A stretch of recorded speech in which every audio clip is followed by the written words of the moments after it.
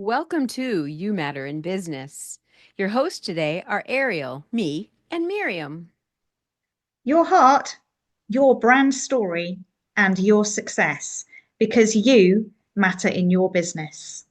Before we start this episode, I wanted to give you a quick thanks to Miriam for taking care of the interview with Megan today because I was unavailable. Sometimes we have to do family first, and we all know about work-life balance. So I apologize to Megan. I really wanted to be here for this interview, but here they are, Miriam and Megan. Welcome back to You Matter in Business podcast. Again, this week I'm flying solo again. I mean, Ariel is trusting me with our online listeners, so that's fantastic. And again, I've invited my friend Megan Schirnhofer to talk to us. Hi, Megan. How are you? Hey, lovely. How are you? You're smashing it, by the way. You're doing great. Miss Amy. Thank you. So this week, Megan, we're going to talk a little bit. Last week we talked a bit about your journey and how you're kind of making your way in the world, and some advice for your 18-year-old self. And it was great to hear how you're kind of developing in your career. So this week we're going to talk a little bit more about leveraging the various online platforms and how you do it, and the benefits that you've seen in your career. So we can see by your presence online. So anyone can search for Megan Schirnhofer, and we'll put links below in the transcript as to where they can find you online, because I'm sure that they're all going to want to follow you after this. So we can see by your presence online that you're a very bright and ambitious and beautiful and capable young lady who's obviously utilizing social media to build not only your professional presence, but also your personal brand. Can you talk to us about the importance of building a personal brand, and maybe start by explaining what a personal brand is to you, and why do people need one? I love this subject because I utilize it massively. So, a personal brand for me is how you present yourself and the reputation you hold online. And I really like this example. It was something I was thinking about the other day because we talk all the time about how people buy from people. It's very much put out there. Places like LinkedIn have made it public that your personal account on LinkedIn is going to be seen 300% more by the algorithm than your business account. We know that this year the trend is on, instead of hiring influencers outside of your space and reaching out to people that have got a high follower count, actually use your employees as your influencers. That's a really big trend we're jumping on now. And I just think that we know that people facing products have more success. And the example I want to share is, like, if you go online and you're shopping on an online store for, say, a pair of shoes, and you see the pair of shoes on a stand that photograph really nicely, but it's just a pair of shoes on their own. And then you go onto your social account and you see your favorite influencer or celebrity or friend modeling those shoes.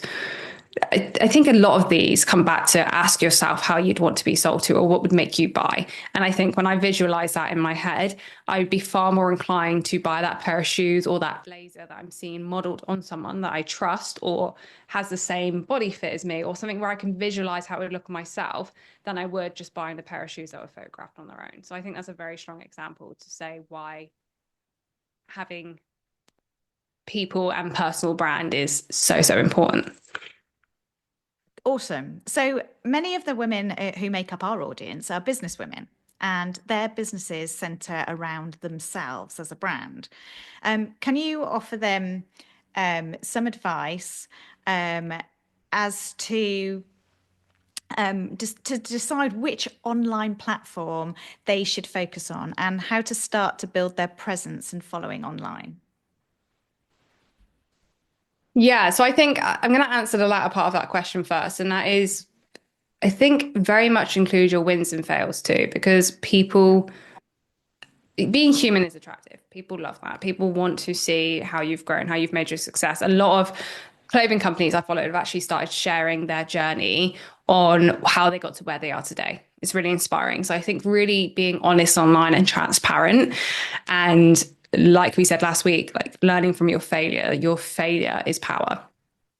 For Awesome. platforms that I suggest having a little look at the moment, and I think we all know the basics. Facebook tends to be for an older audience or friends and family. Instagram is young and trendy. It's more personal. TikTok, I will genuinely jump on for short form content of something I want to learn quickly. And that is anything from book reviews to how to make sweet potato brownies. I did that the other day. And then LinkedIn, like I said last week, it's really your online portfolio. Anyone in business should have LinkedIn. In my personal opinion, you need to have LinkedIn, because although it may not be something you see in your industry or space, which I find very rare, having an online portfolio or resume is so, so, so valuable, and is somewhere that your future boss, recruiters, or investors are going to look at. They will look there first before they look anywhere else. Just take a moment for a slight interruption. We wanted to share some exciting news. Exceptional women professionals often struggle to communicate their expertise. Rediscover, refine, rebrand women's retreats provide a transformative, intimate experience that help clarify your unique identity, so you are self-confident and courageous, stand out in your industry, and enjoy effective marketing. Join us on one of these retreats. Go to arielfaith.com and choose your date that fits your schedule. Reserve your exclusive spot with a simple deposit, and then enjoy tailored planning tips and details from us to get ready for this inspiring experience. In the meantime, if you can like, share, and comment on this podcast, we'd appreciate the love. Thank you. Okay, that's good. Good information. So, do you think there's a difference in the type of content that you generate for LinkedIn as opposed to the other platforms? And just describe the kind of different content that you might find on Facebook, Instagram, or TikTok, as opposed to that which you might find on LinkedIn. So I multi-purpose a lot of my content anyway, because one thing to add here is that be consistent. You don't have to post every day, just be consistent on when you're posting. So if you can only manage once a week, just be consistent with once a week, and make sure you're doing it to what feels comfortable for you, because if you don't love it, you will not sustain it. So that's a really big thing to put out there. The types of content is, the places like LinkedIn, it is becoming more visual now. So they are pushing photos. They recently put out that they're pushing videos. That's coming forward on LinkedIn. And I do find, though, that a lot of this type of article and newsletters are being more subscribed to on LinkedIn. You will find, if you go onto Google and you're asking a question about something in the business space in particular, LinkedIn articles will pop up. So it's really, really great for SEOs in that sense. Places like Instagram, TikTok are really pushing videos. As we know, it seems to be the way forward. If I promote anything when it comes to podcasting, so podcast is an audio, but I will like to share the videos of what we take from that, because people are far more engaging with visuals than they are just the audio in short form. Whereas video on a podcast form for an hour podcast, people might not sit and watch that. People like to do it on the commute. So you've got to kind of think, where are people going to for what they want to see, and ask yourself that question as well. I think we're all very much on social media now. So where do you go to find your content? What kind of content do you like on that platform? And use yourself to be a sort of sense in how you answer that. Okay, good. So but social media is all well and good. But if you find yourself, you're only talking to your existing friends and family, and your exposure might be fairly limited. So when you're setting out, that's what it tends to be. You see, all you're doing is sending it out to the same people, same people, same people. Can you talk to us a little bit about how you and your company go about growing your social media following? Yeah, so SEOs is number one on my list for this, because in order to find you, they have to be able to track you, and to track you online on a place of social media. When we use words, SEOs is massive. That's how you're searching for things. You are writing things. I know ChatGPT and other things are starting to bring out how you can search for images, but we're just not quite there yet. So at the moment, we're really utilizing the words we use and the language we put out there, keeping it very much on brand. Secondly is viral trends. So I do put viral music, viral trends of things that are happening out there, because that's where people are searching. But I would like to add here that do not use the most viral hashtags, because you'll be lost in a crowd. You're like a needle in a haystack. And then lastly is tagging people. So one of the best things we've had about having guests on the podcast is because we tag them, they share, and then we've reached their new audience too. So, and even if you're not collabing with people, on my personal posts, I will tag people that have inspired me or people I like. So last week I talked about Grace Beverly. I tag her a lot. She's very much in the space that I want to be in. So I tag her, and hopefully that helps. That's a good tip. I like that. That's really good. Yeah. Yeah, so Awesome. Honestly, you're so good at this. you wouldn't believe it's my job. I'm loving it. So I've noticed that you utilize different methods of communication, and you've touched on these as well. So I'm thinking about podcasts, videos, blog posts, thought leadership posts, surveys, all those kind of things. What have you found the most useful? So if someone's going to pick one thing that they're going to concentrate on in the next 7 days or the next month, what's the thing that you've found has been the most useful thing in growing your online community? I'm biased, but it is podcasting. And I'm going to clarify that rather than just people thinking, oh, well, you're going to say that because you host a podcast. But podcasting provides you so much content. So you have the long form video, you have the long form audio, you have the snippets for Reels and for TikTok and for LinkedIn of the short videos. You have the sound bites. You have the conversation that you can then turn into a blog post or you can turn into a written article. You then can use those snippets to talk about things that you're currently looking at, news articles, things that are currently present in what other people are talking about. So one of the things I do when I help prepare my questions for my guests is I research their space and what's going on in their space on the current news and headlines, because that's what people Googling, that's what they want to see. And I can then use that content of what I'm talking about or what my guest is talking about and add that online to relate to what is corresponding out there at the moment. So there's just so many different things you can take away from one podcast. And I think that's been the best use of my time and how I'm putting things out there. I am constantly using that type of content. And like I say, even little things that I've said, I turn them into quotes and I stick them on an image and I use it that way too. So there's lots of different ways you can be creative with podcasting. Fantastic. That. Do you know what? That's such good information, and I think people are going to learn a lot from that. I certainly have. So that's great. So final question for you, Megan, and I really am grateful for you for coming onto this podcast for the last couple of weeks.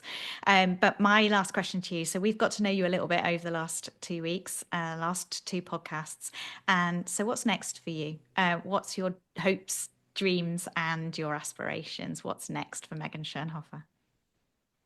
I was reading the book Atomic Habits. I love Atomic Habits. And I'm obsessed. And there's one thing I took away from it, and I don't know if everyone's taken this away from the book, but for me, it was end goals can be a little bit limiting. They kind of put you in a box of this is where I'm set out to be. And, you almost don't expand past that reach then. Once you reach that goal, it kind of, it keeps you in this box. It's limiting. So for myself, it's not really setting goals anymore, but it is always pushing to get better and to strive, keep climbing that ladder. I'd love to be C-suite one day. I'm very much interested in that space. I love podcasting. I love client relations. That has been the best tool I've had in marketing, sales, and everything I do.